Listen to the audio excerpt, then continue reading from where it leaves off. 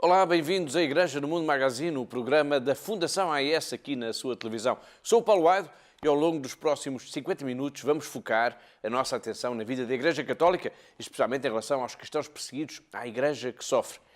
Passaram por ele 10 barcos, mas ninguém o viu. Passaram dias e noites, passaram horas e semanas e ninguém o viu. Arrastado pelo vento numa cabana de madeira que se transformou numa jangada, o jovem Adilang, um indonésio de apenas 18 anos, sobreviveu a comer peixe cru e a beber água filtrada pela roupa. Foi resgatado ao fim de 49 dias. Sobreviveu lendo a Bíblia, que o acompanha sempre para todo o lado. Esta vai ser uma das muitas histórias que vamos contar por aqui no programa de hoje. Lágrimas e sorrisos, lado a lado, dor e alegria, morte e esperança, isto é, a Fundação AES. Todas as semanas, sempre a esta hora, sintonize connosco, sintonize com a ajuda à Igreja que sofre.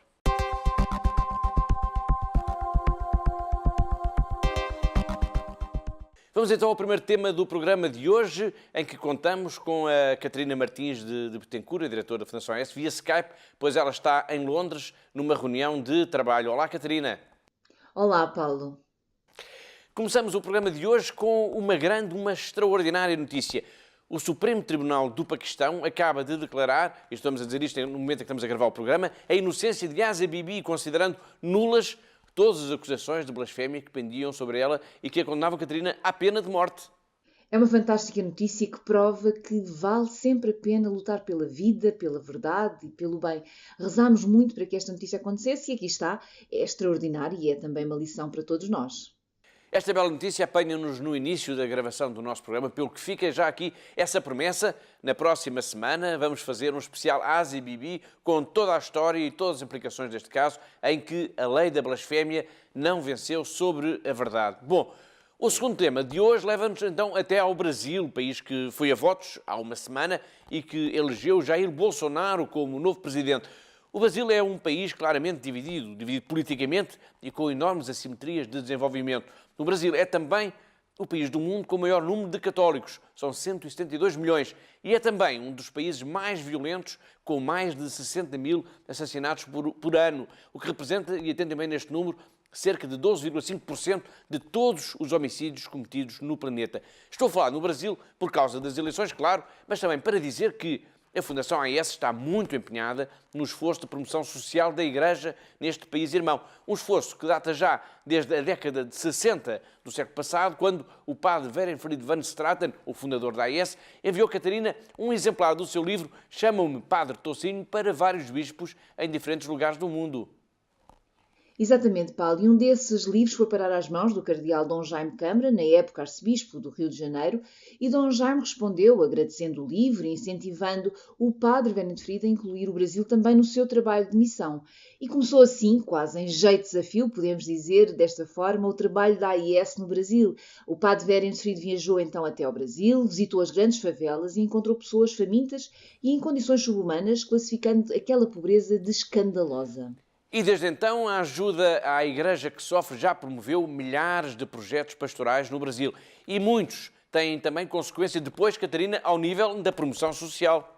São muitos projetos, de facto, a construção de capelas, mosteiros de clausura, a distribuição de literatura religiosa, apoio a congregações, mas também projetos de alcance social, como, por exemplo, a distribuição de água potável e de energia elétrica para as regiões mais desfavorecidas.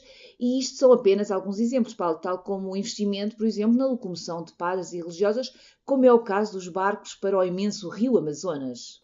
O Brasil, com estas eleições, ganhou uma enorme visibilidade mediática e nós vamos continuar a olhar para este país, acompanhando algumas das obras, das iniciativas da Fundação AES. Afinal, hoje em dia, o Brasil é um dos países prioritários a nível internacional para a ajuda à Igreja que sofre.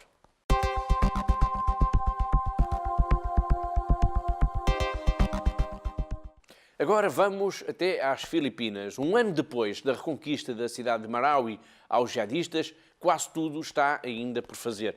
Grande parte da cidade está, aliás, por reconstruir e milhares de cristãos continuam sem poder regressar a casa. Aliás, muitas destas casas, importa dizê-lo, foram reduzidas a escombros.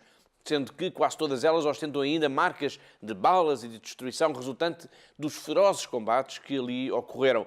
O ataque de grupos jihadistas ligados ao autoproclamado Estado Islâmico teve início no dia 23 de maio do ano passado e só terminou no dia 23 de outubro. Foram 5 meses, Catarina, de uma violenta batalha. Violentíssima, Paulo.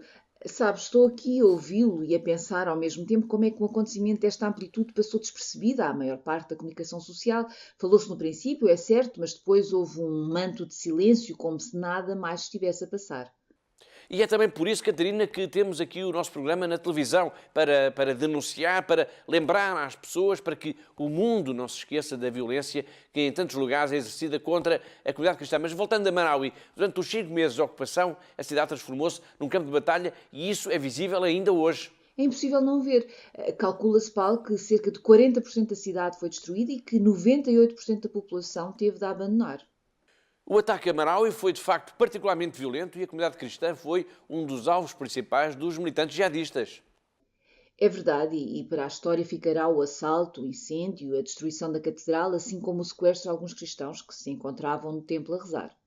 Um dos sequestrados foi o padre Chito, o nome porque é conhecido localmente, o padre Teresito Suganov. Ele esteve em cativeiro durante 116 dias e recentemente concedeu uma entrevista à Fundação AES. Vamos começar a ver este testemunho. Hoje vamos centrar a nossa atenção nesse dia 23 de maio de 2017, nas primeiras horas do ataque. Esta entrevista ao nosso colega Mark Reedman é a primeira que o padre Teresito deu após a sua libertação.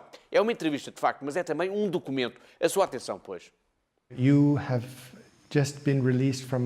O Sr. Padre acabou de ser libertado após 116 dias de cativeiro pelos rebeldes da ISIS. O que aconteceu naquele dia? Pode contar-nos? Estavam juntos na Catedral de Marawi? Como se passou tudo no dia do seu rapto? Às 3 da tarde do dia 23 de maio, estávamos a terminar a novena de missas e oração na véspera do dia da festa de Nossa Padroeira Maria, auxília dos cristãos, na Catedral de Marawi. Depois das 3 horas, ouvimos muitos tiros. A situação em Marawi já não é normal. Há muitos tiros. Por volta das 6 horas da tarde, incendiaram a prisão e a esquadra da polícia, e os bombeiros não apareceram. Havia qualquer coisa de muito estranho. Depois, passados uns 20 minutos, a cerca de 1 quilómetro de distância, o Colégio Dansalan também foi incendiado e por volta das 7 horas ouvimos vozes por megafone junto ao portão da igreja de St. Mary e pensamos que seria a polícia ou o exército para nos levar, porque havia muita confusão na cidade. Ouvimos os padres e as freiras que saiam e colaborem para que não aconteça nada de violento. Então, eu desci, vi o megafone e confrontei-os. Perguntaram-me, onde está o padre? Quantas pessoas ainda estão lá dentro? Eu disse-lhes a verdade. Sou eu o padre e estão lá dentro 2 rapazes de 21 anos e 2 senhoras. Uma de 62 anos, apoiada por outra de 77. Mandaram-me entrar na carrinha com os outros 5. Na carrinha estavam 5 professoras e 2 professores do Colégio Dansalan. Éramos 3 ao todo.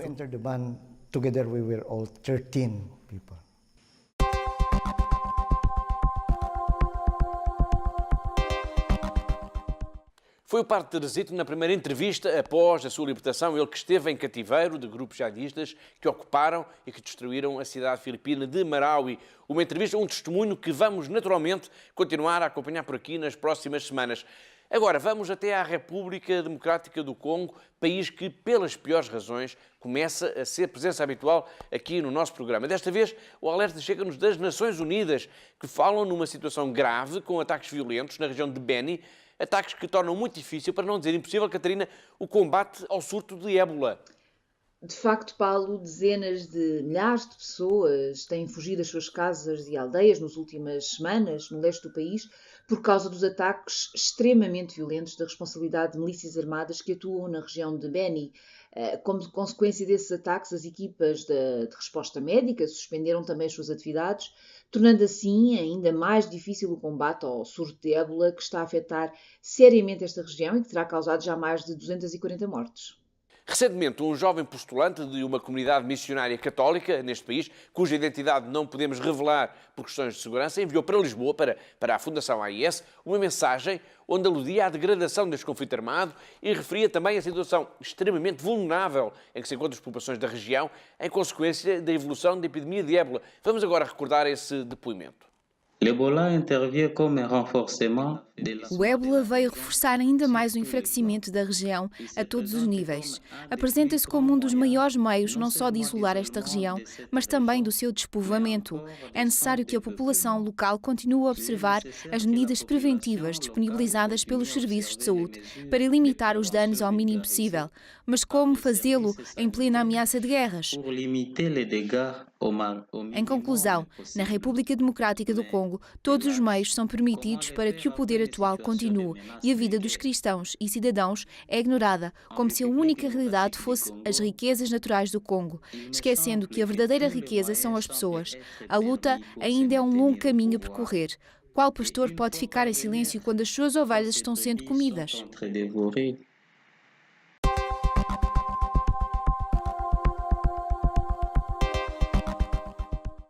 Foi o jovem postulante, numa mensagem enviada para Lisboa, alertar a comunidade internacional para a situação dramática que se vive na República Democrática do Congo, especialmente no leste do país, assolada por uma vaga de ataques violentos e por um mortífero surto de ébola. A agravar esta situação já de si tão delicada que se vive nesta região, as autoridades angolanas, é um país vizinho, decidiram expulsar do seu território milhares de congoleses que tinham fugido precisamente dos combates e que se dedicavam no norte de Angola à exploração ilegal de diamantes. Estamos a falar, Catarina, em milhares de pessoas.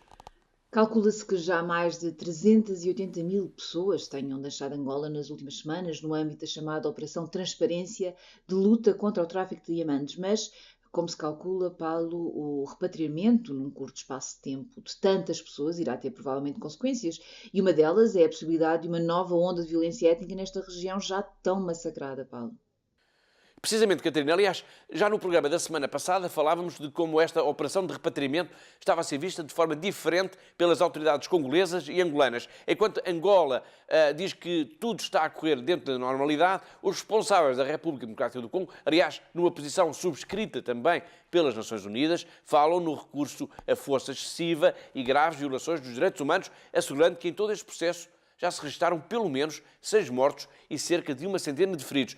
A importância das autoridades assegurarem os direitos humanos durante esta operação foi também sublinhada pelo diretor nacional de Angola do Serviço Jesuíta aos Refugiados, o padre Celestino Epalanga, numa intervenção na rádio Voice of America. Tenho sempre chamado a atenção neste todo o processo de transparência. Tem que se respeitar a dignidade da pessoa humana, tem que se evitar justamente esta violação dos direitos humanos.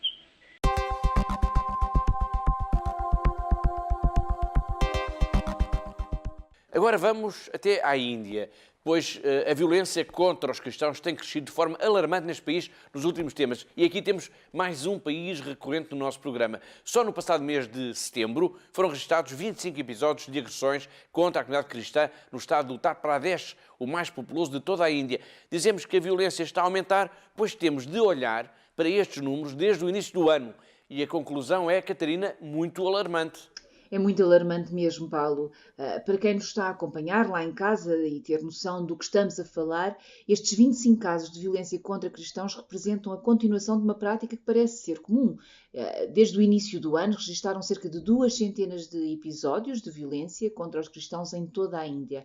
E isto é alarmante, Paulo, até porque a comunidade cristã é profundamente minoritária, não tem relevância económica nem política e só o ódio e o extremismo religioso podem explicar estes casos.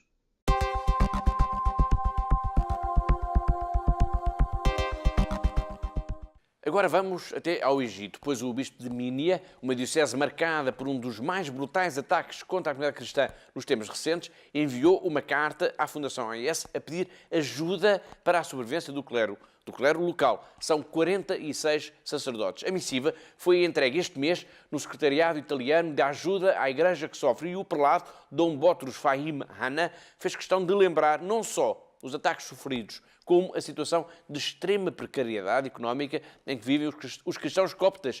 Um dos ataques que este bispo lembrou nessa carta foi o que ocorreu em maio do ano passado com um grupo de peregrinos. Vamos lembrar agora aos nossos telespectadores esta história terrível, Catarina.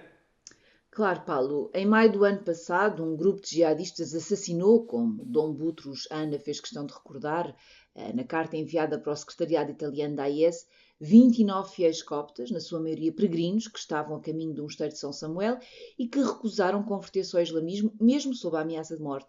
Morreram, mas não renegaram a sua fé cristã. A carta deste bispo é um pedido de ajuda para a sobrevivência do clero local. Já o dissemos, são 46 sacerdotes e todos vivem com muitas dificuldades. Os 46 padres desta diocese, como aliás em todo o Egito, trabalham de facto com muitas dificuldades e por isso a ajuda do exterior é fundamental.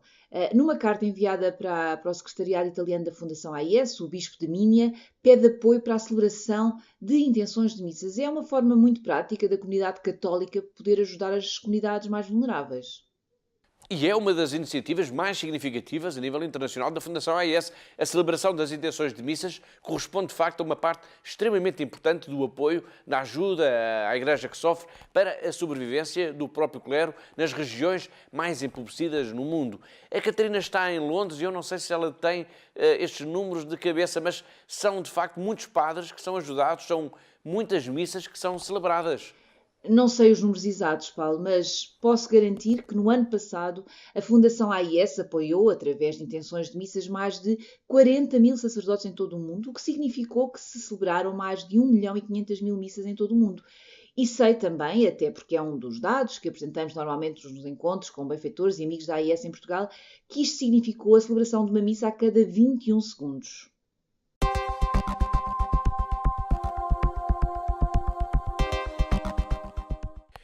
Há 3 semanas, o olhar do mundo católico esteve centrado em Fátima, nas celebrações de 12 e 13 de outubro, em que se lembrou o famoso milagre do sol ocorrido há precisamente 101 anos. Vamos agora falar dessas celebrações, pois os mais atentos devem ter notado então que já na parte final das despedidas, portanto, a 13 de outubro, o cardeal António Marto destacou ali a presença do bispo de Macau, Dom Stephen Lee, enviando-lhe um caloroso abraço. São, aliás, cada vez mais significativas as presenças de prelados oriundos da Ásia em Fátima. Mas, curiosamente, como o nosso correspondente, o jornalista José Miguel Encarnação, agora nos vai relatar, a comunidade cristã de Macau tinha uma dupla razão para estar satisfeita. É que, além do caloroso abraço de Dom António Marto, lá na antiga colónia portuguesa celebravam-se também os 50 anos de edificação da paróquia de Nossa Senhora de Fátima.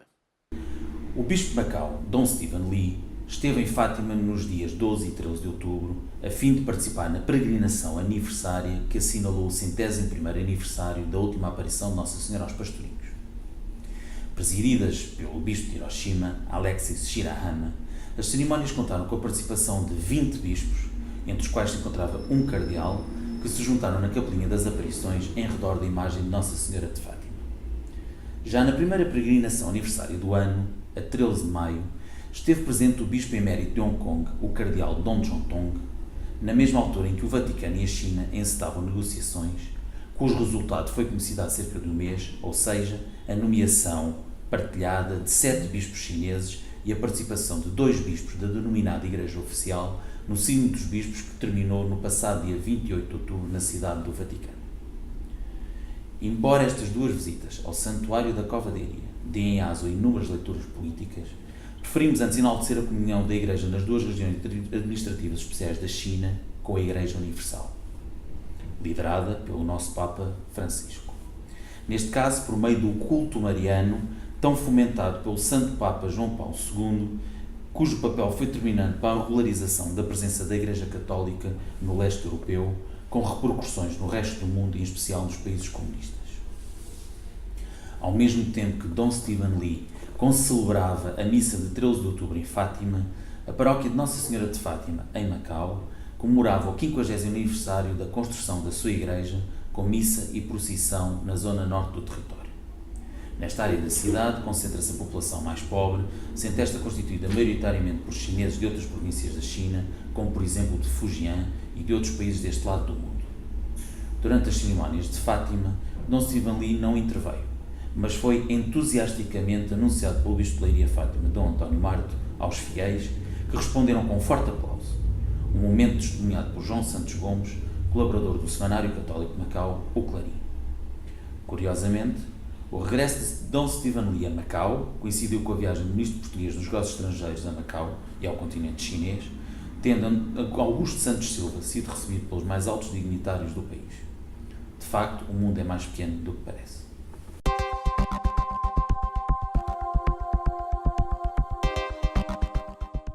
falámos em Fátima e na memória de muitos está ainda essa grande jornada internacional da Fundação AIS. 1 milhão de crianças reza o Terço pela Paz, que se realizou há 2 semanas e que teve o seu epicentro no Santuário de Fátima, com a oração do Terço a ser presidida pelo cardeal António Marto e que contou também com a presença especial de uma irmã oriunda da Síria, a irmã Annie de Mergian.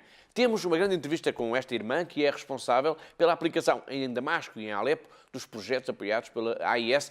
Mas antes de começarmos a ver esse trabalho, vamos, Catarina, falar um pouco da campanha de Natal da AIS, que este ano está focada precisamente na Síria.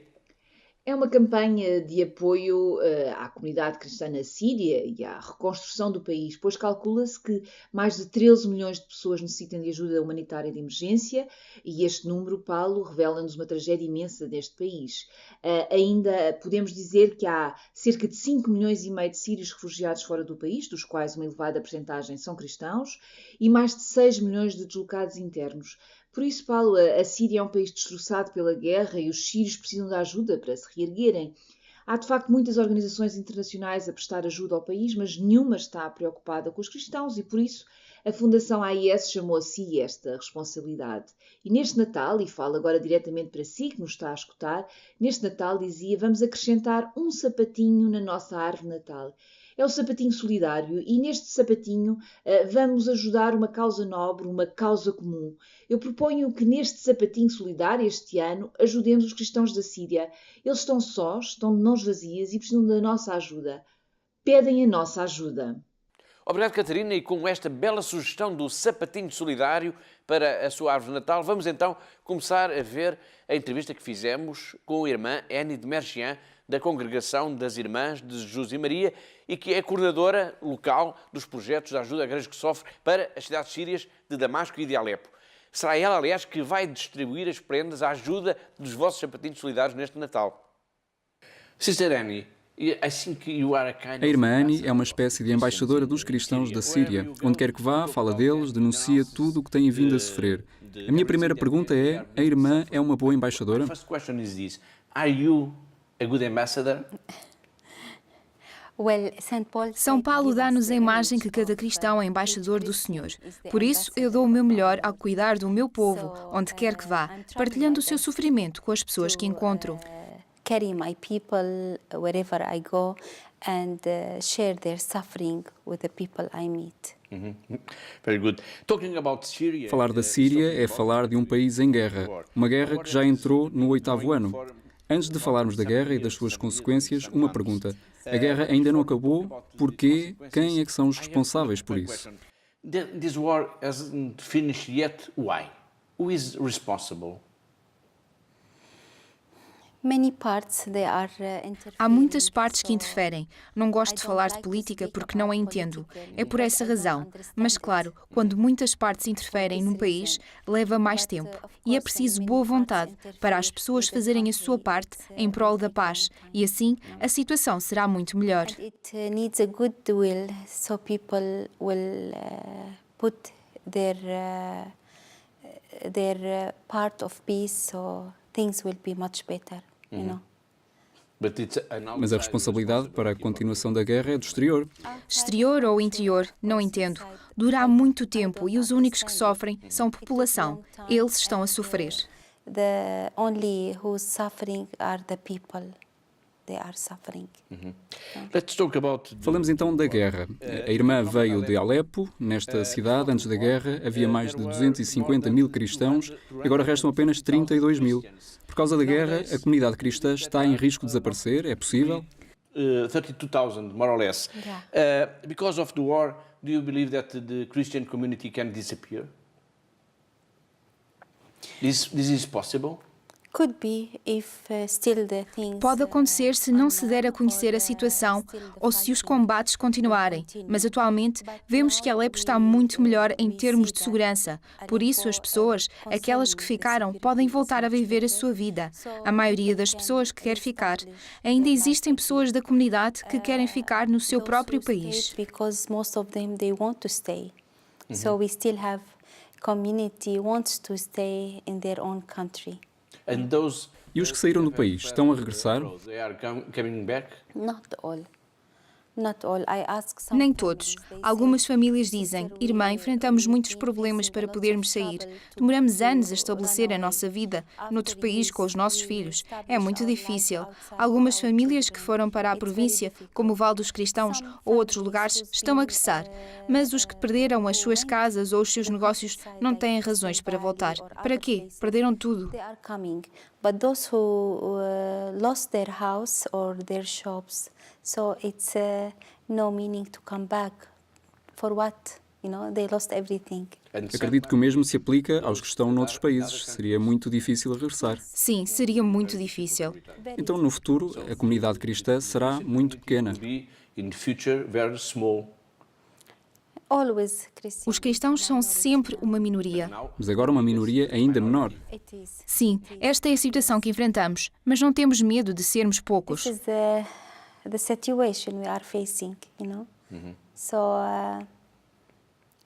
but always the small, we don't afraid from the small number. O número não é importante? Não, de todo.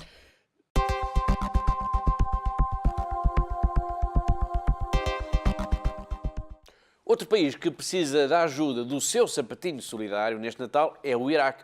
Síria e Iraque, aliás, viveram experiências comuns, experiências idênticas. Ambos os países foram atacados pelos jihadistas do Estado Islâmico e de outras organizações terroristas. Em ambos os países, os cristãos foram perseguidos, foram violentados e foram mortos. Em ambos os países, os cristãos precisam muito, muito da nossa ajuda para conseguirem sobreviver. Na Síria falámos da ajuda concreta em cidades como Damasco e Alepo. No Iraque concentramos a nossa atenção na planície de Nínive. Daqui a pouco vamos retomar a entrevista com o jornalista João Francisco Gomes, do jornal Observador, que esteve nesta região a convite da Fundação AIS. Para já, foquemos-nos na campanha para a reconstrução das casas e das igrejas destruídas na planície de Nínive, no Iraque. Trata-se de uma iniciativa muito grande, pois também é muito grande a mancha de destruição que aconteceu, Catarina, nesta zona. Precisamente, Paulo, desde agosto de 2014, desde que a região foi atacada pelos jihadistas, que a Fundação AIS já enviou a nível internacional cerca de 40 milhões de euros para o Iraque. Isto significou, por exemplo, o fornecimento de mais de 140 mil cabazes alimentares e o apoio a nível do alojamento, desde tendas, casas pré-fabricadas, pagamento de rendas de casas ou de quartos para as famílias cristãs. E só aqui, Paulo, foram cerca de 2 milhões de euros. Mas fizemos muito mais, tínhamos de fazer muito mais. Distribuímos milhares de casacos, de agasalhos para as crianças por causa do frio do inverno, construímos 8 escolas para cerca de 7 mil crianças e estamos envolvidos diretamente também na reconstrução das igrejas, capelas, seminários e as casas dos cristãos na planície do Nínive. Eu vou só dizer 2 números que atestam bem a dimensão desta operação, digamos assim. Durante a ocupação da planície do Nínive pelos jihadistas foram profanadas 363 igrejas e mais de 20 mil casas pertencentes à comunidade cristã que foram danificadas, parcialmente destruídas ou queimadas. Obrigado, Catarina. Este enquadramento é importante para percebermos melhor agora a conversa, a entrevista com o jornalista João Francisco Gomes, do jornal Observador, que esteve recentemente precisamente nesta região, na planície de Nínive, a convite da Fundação AIS. Na semana passada ele falou-nos do mosteiro de Mar Mata, que esteve cercado pelos jihadistas, mas que nunca chegou a ser efetivamente ocupado. Houve ali como que uma ilha cristã que resistiu ao ódio e à violência. Houve ali uma ilha, um mosteiro, onde viviam 6 monges, mas em que se resistiu à tentativa de erradicação da fé cristã. É precisamente neste ponto que vamos retomar agora a conversa com João Francisco Gomes. Todos esses seis monges, como todas as outras pessoas com quem falou e que escreveu até agora, trazem consigo histórias de resistência, histórias de fé, histórias de resistência, histórias que são, digamos, improváveis muitas vezes de perceber sob um olhar ocidental, não é? Porque é uma fé que foi tão provada que até parece irreal, de alguma maneira. Numa pequena vila, não era Karakosh, era Teleskuf, que é uma vila mais pequenina, ainda na zona curda, fomos assistir a uma missa. A missa lá é do rito caldeu, não é romano, não é um rito romano, é uma coisa diferente daquilo que estamos habituados em Portugal, mas católica, uma missa católica. E eu não me lembro da última vez que assisti a uma missa em que a média de idades fosse tão jovem. Naquela comunidade, os jovens eram os principais dinamizadores da fé. E no final da missa conversei com algumas pessoas ali, inclusivamente, por exemplo, um casal de jovens que ia casar e que tinha escolhido voltar até ao Telescope. Eles tinham ficado refugiados durante estes 3 anos, desde de agosto de 2014 até a libertação, em 2017. Eles tinham ficado refugiados em Erbil, na capital da região curda. E conheceram-se, namoraram, iam casar, etc.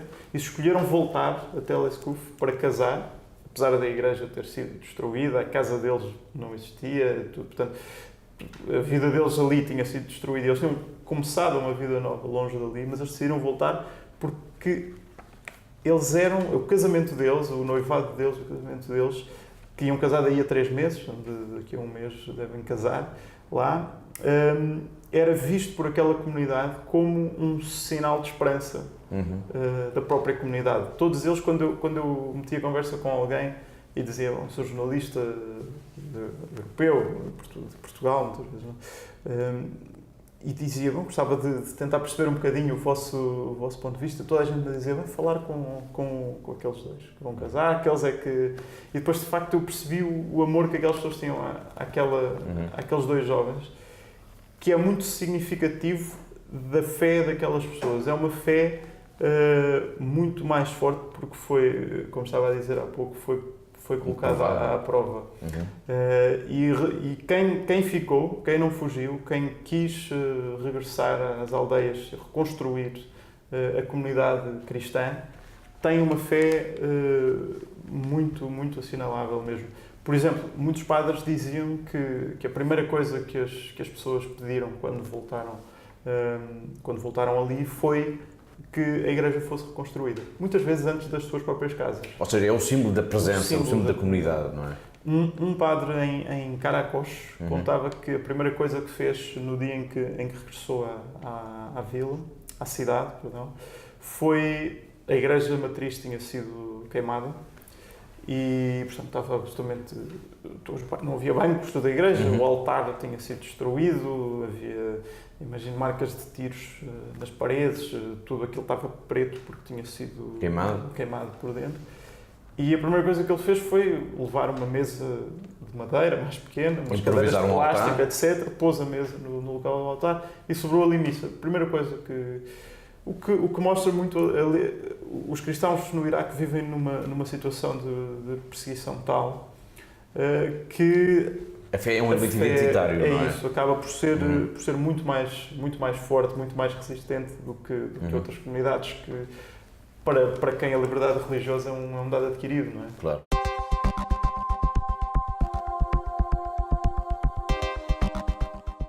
Agora vamos para a Indonésia. Esta é uma história quase impossível. Parece ficção, mas atenção, ela aconteceu mesmo. Esta é a história de um jovem, Adilang, de 18 anos, que estava numa cabana de madeira e que foi arrastada pelo mau tempo e converteu-se numa espécie de jangada. Nessa jangada improvisada, ele fez milhares de quilómetros. Passaram por ele 10 barcos, mas ninguém o viu. Passaram dias e noites, horas e semanas e ninguém o viu. Arrastado pelo vento, o jovem Adilang sobreviveu a comer peixe cru e a beber água filtrada pela roupa. Foi resgatado ao fim de 49 dias. Sobreviveu lendo a Bíblia, que o acompanha sempre para todo o lado. Esta é a história da semana, pela voz da Pilar Rocha. É uma história incrível de sobrevivência. O jovem Adilang estava numa precária cabana de pesca, construída em madeira, suspensa sobre a água em estacas. O seu trabalho consistia em acender lamparinas de petróleo nas cabanas. É um método artesanal para atrair os peixes. É uma espécie de isco. Os peixes são atraídos pela curiosidade da luz e depois as redes que se estendem nas águas transformam-se em armadilhas fatais. Adilang recebia pouco mais de 130 euros por mês pelo seu trabalho. Estava ele nisto, a acender as lamparinas, quando em julho se levantou um vento forte, ameaçador. O vento foi crescendo, cada vez mais ameaçador, e acabou por romper as cordas que prendiam a cabana às estacas. De um momento para o outro, Adilang viu-se a navegar nas águas das Celebes, com as ondas enfurecidas, a fazerem ranger a cabana que se transformou numa improvisada jangada. Assustado, Adilang compreendeu que estava completamente só. Não tinha telefone nem bússola, não tinha qualquer tipo de equipamento para navegar. Adilang estava só, no meio do mar, em cima de umas tábuas que pareciam uma tosca casa de pescadores. Como sobreviver? Durante os primeiros dias, talvez uma semana, Adilang foi sobrevivendo racionando os poucos alimentos que tinha consigo, qual Robinson Crusoe, a dividir as últimas bolachas, a beber minúsculos tragos d'água, sempre na esperança que algum barco passasse por ali e o visse, na sua ilha de madeira. E passaram alguns. Sempre que os avistava, Adilang procurava chamar a atenção, gritava, mas era apenas um minúsculo ponto no enorme mar. Insignificante. Ninguém o viu. Passaram 10 barcos e ninguém reparou nele. Foram 10 vezes em que se encheu de esperança. Foram 10 vezes em que se deixou tomar por um desespero absoluto. Chegou até a pensar no suicídio, mas isso não aconteceu. Adilang é cristão e leva muito a sério a sua relação com Deus. Anda sempre com uma Bíblia consigo, e isso acabou por salvá-lo. Para comer, conseguia apanhar alguns peixes. A princípio, ainda usou algumas tiras de madeira para acender fogueiras e assim assar os peixes. Depois deixou de ser possível. Até comi peixe cru, afirmou mais tarde ao contar a sua história. Para beber água, improvisou um sistema de filtro, mergulhando peças de roupa no mar, purgando-as do sal. Mas para sobreviver mesmo, Adilang passou horas a ler a Bíblia, a entoar os cânticos que conhecia das missas de domingo e a rezar. Foram mais de 1170 horas sozinho no mar. Nas suas orações, Adilang pensava nos pais. Queria voltar para casa, para o seu porto de abrigo. Adilang não sabia que já estava bem longe de casa, a milhares de quilómetros de distância, quando um barco com a bandeira do Panamá e carregado de carvão o avistou no último dia de agosto. Eu gritei "Help! Help!" Era a única coisa que sabia dizer, explicou. Gritou por socorro e foi socorrido. Deram-lhe roupa e água e comida. Dias depois estava de regresso a casa. A história de Adilang é extraordinária até pela força da fé revelada por este jovem de 18 anos que pertence a uma das comunidades religiosas mais ameaçadas na Indonésia. O fundamentalismo tem vindo a crescer de dia para dia neste país e os cristãos são cada vez mais ameaçados. Mas Adilang não tem medo de andar sempre com a sua Bíblia para todo o lado. E faz bem. Foi isso que o salvou. Esteve 49 dias sozinho, perdido no mar, mas sempre acompanhado por Deus.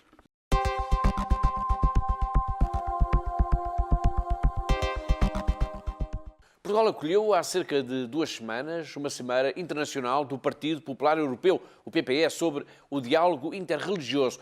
Esta cimeira decorreu na Ericeira, com mais de 100 ilustres participantes. Intitulada "Que Europa Queremos?", esta cimeira contou também com a presença de Marcela Szymanski, a representante da Fundação AES a nível internacional junto da União Europeia. Falámos com ela para Bruxelas, onde reside, e também via Skype, e quisemos saber quais as principais conclusões deste encontro, que contou, entre outros, com a presença do secretário-geral da Comissão dos Episcopados da União Europeia, o padre dominicano Olivier Poquilon, e do imã de Drancy, Hassen Chalgoumi, que nos últimos anos tem assumido posições públicas contra o radicalismo islâmico. Sí, tuve la oportunidad de participar en el 21º encuentro. Sim, tive a oportunidade de participar no 21º Encontro de Diálogo com Igrejas e Instituições Religiosas, organizada pela EPP, Partido Popular do Parlamento Europeu. Já é a 5ª ou 6ª vez que participo neste tipo de reuniões e sou convidada como representante da Fundação Ajuda à Igreja que Sofre para poder consultar os membros participantes e para informá-los sobre aquilo que estamos a fazer. Em alguns dos nossos trabalhos, muitos deles poderiam colaborar ou pelo menos sentir que não estão sozinhos. En algunas de nuestras labores, muchos de ellos podrían colaborar o por lo menos sentir que no están tan solos. Esta oportunidade é muito apreciada e tanto por... Esta oportunidade é muito apreciada tanto por nós como pelo Parlamento, porque assim recebem informação nova sobre o que está a acontecer.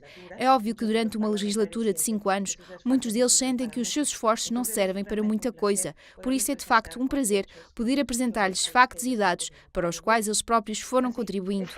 Neste encontro, que teve lugar na Ericeira, levei-lhes o recente relatório anual da Fundação AIS, que acaba de sair, e assim tive a oportunidade de lhes mostrar exatamente onde está a ser aplicado o dinheiro, que tipo de projetos estamos a apoiar, e tudo isto os anima muito no seu trabalho legislativo.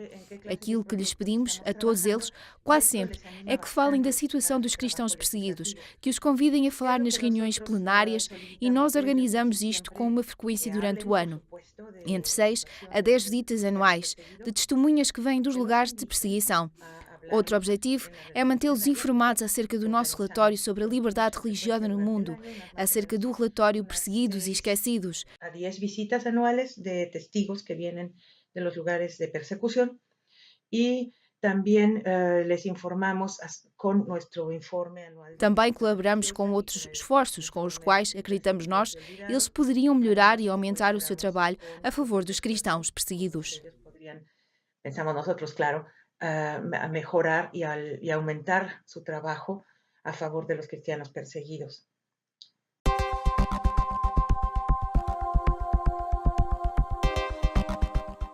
Foi Marcela Szymanski, a representante da Fundação AIS junto do Parlamento Europeu, numa conversa que iremos retomar na próxima semana. Agora vamos regressar à Síria.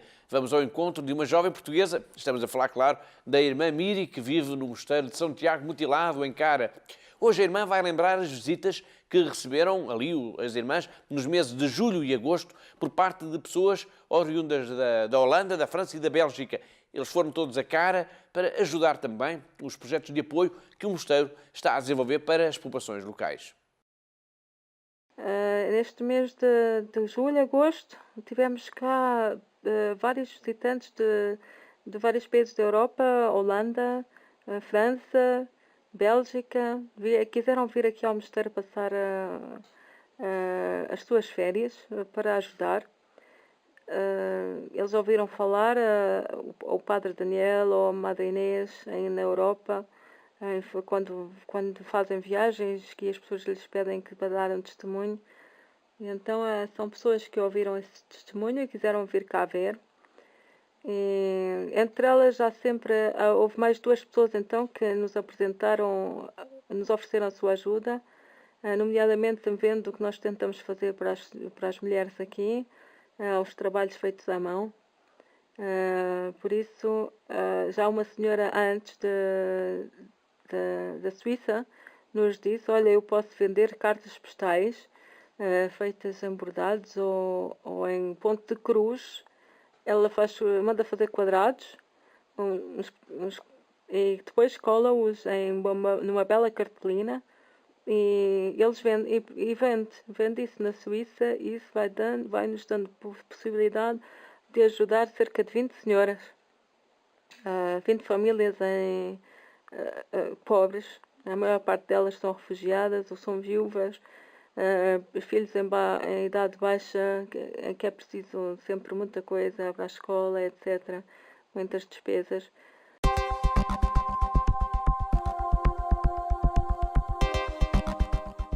Depois da Síria, é tempo de focarmos a nossa atenção no Vaticano. Antes de ficarmos a conhecer as últimas mensagens que o Santo Padre nos enviou através da internet, vamos até Roma por causa do Sínodo dos Bispos, cujos trabalhos terminaram há uma semana. O texto final foi apresentado no sábado, dia 27 de outubro, e é composto por 3 partes, são divididas em 12 capítulos, tem 167 parágrafos e ocupa 60 páginas. O tema do Sínodo foi os jovens e a fé e o discernimento vocacional. No documento final aborda muitos temas, como, por exemplo, a sexualidade, o diálogo, migrações, o digital, abusos sexuais, as mulheres na igreja, as vocações, e agora isto diz-nos diretamente respeito à questão, Catarina, das perseguições. Precisamente, Paulo, a questão da perseguição aos cristãos foi um dos temas abordados no Sínodo, com destaque para diversos testemunhos que emocionaram a Assembleia, que prestou também homenagem às vítimas dos vários tipos de perseguição e que têm levado tantos cristãos até à morte. Nós já estamos mesmo no final do nosso programa, teremos mesmo que desenvolver esta matéria na próxima semana, mas vamos falar um pouco desses testemunhos. Houve 2 que se destacaram mais. Sim, Paulo, de facto houve 2 testemunhos que foram particularmente aplaudidos por todos que participaram nos trabalhos deste Sínodo dos Bispos. Um deles foi o de Saf al-Koshi, portanto um católico caldeu de Bagdade, que descreveu o sofrimento dos cristãos no seu país às mãos dos jihadistas, nomeadamente do Estado Islâmico. Ele disse que é importante notar que não há apenas perseguição para matar, há também uma perseguição psicológica e que as pessoas sentem que estão abandonadas, que não são apoiadas. Por outro lado, um nosso bem conhecido, o arcebispo John Barwa, de Cuttack Bhubaneswar, que já esteve em Portugal, a convite da Fundação AIS, descreveu os horrores da violenta campanha anticristã que se desenrolou no distrito de Kandamal em 2008 e que provocou mais de 100 mortos. Obrigado, Catarina. O tempo obriga-nos mesmo a seguir adiante no nosso programa, ficando aqui a promessa de que na próxima semana voltaremos também ao Sínodo dos Bispos. E como estamos no Vaticano, vamos já ao encontro do Santo Padre para ficarmos a conhecer as mensagens que ele publicou esta semana na internet. São os tweets do Papa Francisco.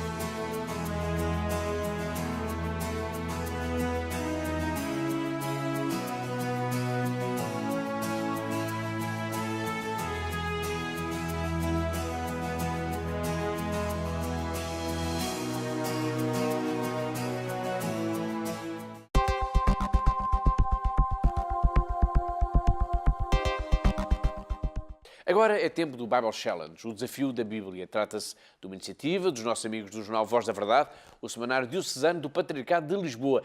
No último programa, Ana Falcão passou o testemunho a Maria Meireles. Vamos agora ver a sua mensagem.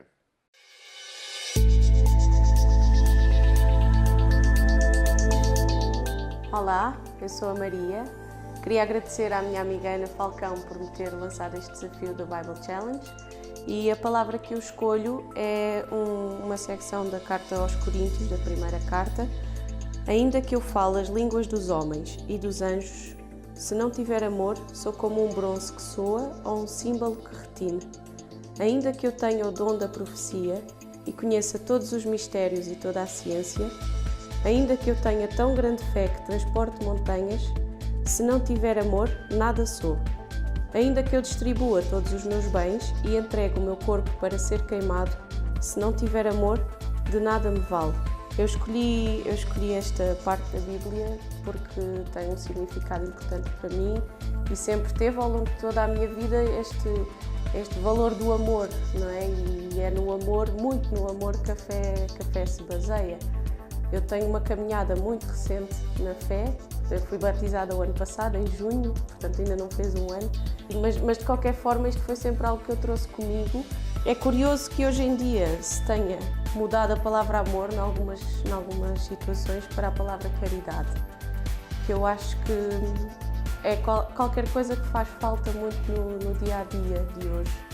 É a caridade. E não é a caridade material, é a caridade emocional, a caridade espiritual e tentar passar ao outro aquilo que Jesus passou para nós, que Jesus deu a sua vida por nós e foi um ato de caridade que depois no fundo se traduz no amor profundo. É isso que eu acho que deve ser um dos pilares da fé, é este amor pelo próximo, esta capacidade de ser caridoso com o próximo e de ajudar o próximo.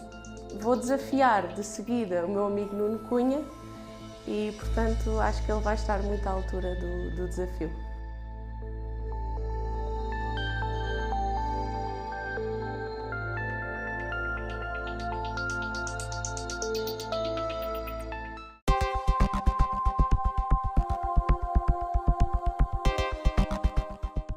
Foi Maria Meireles e para a semana cá teremos então o Nuno Cunha, engenheiro informático. Estamos mesmo na reta final do nosso programa, Mas antes das despedidas, e também para nos despedirmos da diretora da AIS, que nos fez companhia hoje via Skype, desde Londres, onde está numa reunião de trabalho, vamos a uma nota de agenda.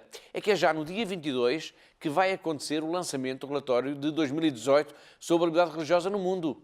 É verdade, Paulo, e fica desde já o nosso convite para quem nos puder acompanhar, ou para quem nos está a acompanhar lá em casa e para se puderem participar também neste evento. Portanto, o relatório sobre a liberdade religiosa no mundo é um trabalho produzido a nível internacional pela Fundação AIS e é considerado como um dos mais importantes em todo o mundo. É mesmo uma referência nos organismos internacionais sempre que a questão da liberdade religiosa é colocada. O lançamento, portanto, vai ser no próximo dia 22 de novembro, como o Paulo já disse, às 11 horas, na sede do Centro Nacional de Cultura, ao Chiado, em Lisboa. É mesmo ali ao lado do Teatro Municipal São Luís. A apresentação estará a cargo do professor Jaime Nogueira Pinto. Obrigado, Catarina. Fica essa nota de agenda e boa viagem de regresso a Lisboa e até para a semana. Obrigado, Paulo, e até para a semana. E assim chegamos ao fim de mais um Igreja no Mundo Magazine, o programa da Fundação AIS aqui na sua televisão. Despeço-me com amizade em nome de toda a equipa que pensou, que produziu e que levou até si este programa. Até à próxima semana, até ao próximo Igreja no Mundo, se Deus quiser.